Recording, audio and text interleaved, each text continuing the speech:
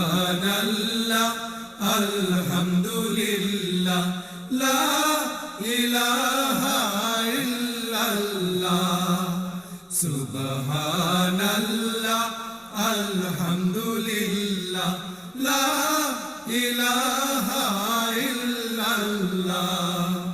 তুমি বাঁচাও তুমি মারো অবিরত ক্ষমা করো। তুমি বাঁচাও তুমি মারো অবিরত ক্ষমা করো। ধরার যে জন তাকেই ধরো, ধরার যে জন তাকেই ধরো।